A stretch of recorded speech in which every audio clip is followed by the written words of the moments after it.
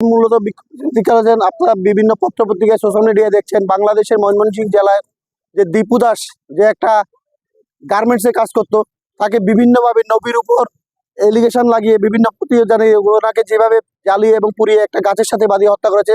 আমরা ইউনিট সরকারের বিরুদ্ধে এই প্রতিবাদ এবং এই বিক্ষোভ র্যালি আমরা ইউনিট সরকার এবং বাংলাদেশ সরকারকে জানান দিতে চাই যে এইভাবে যদি আমাদের হিন্দু সমাজের উপর আক্রমণ হয়, আমরা আগামী দিনে চুপ করে বসে থাকবো না, আমরা আমাদের মতো কাজ করব।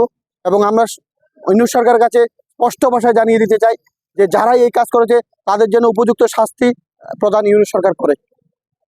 সেভেন সিস্টারকে নিয়ে তারা মানে বলতেই পারে, বহুত রকমের কথা বলতেই পারে, কিন্তু ভারতবর্ষ থেকে এক কোদাল মাটি নেওয়ার ক্ষমতা বাংলাদেশ সরকারের নেই, ইউনিট সরকারের নেই। যদি হিম্মত থাকে সেভেন সিস্টার কেন বাংলাদেশ থেকে এক কোদাল মাটি নিয়ে দেখাক না বাংলাদেশ সরকার। যাদের ঘরে চাল নেই, ইলেকট্রিক বিদ্যুতের বিল দিতে পারছে না, ওরা আবার ইন্ডিয়াকে দখল করবে না, সেভেন সিস্টার দখল করবে। আমরা তো হাতে চুরি করি নেই, আমরাও পারি আমাদের মতো জবাব দিতে, কারণ আমরা সনাতন ধর্মে বিশ্বাস করি, সনাতনে বিশ্বাস করি। সনাতন ধর্ম আমাদের উগ্রতা শিখায়নি, মারামারি শিখায়নি, কিন্তু ওরা যেভাবে জিহাদিরা যেভাবে আমাদের হিন্দুদের উপর অত্যাচার করছে, দীপু দাসকে যেভাবে হত্যা করলো সেটা পুরো বিশ্ব দেখেছে। এই নির্মম একমাত্র সন্ত্রাসবাদীরাই করতে পারে এবং ইউনিট সরকারই করতে পারে।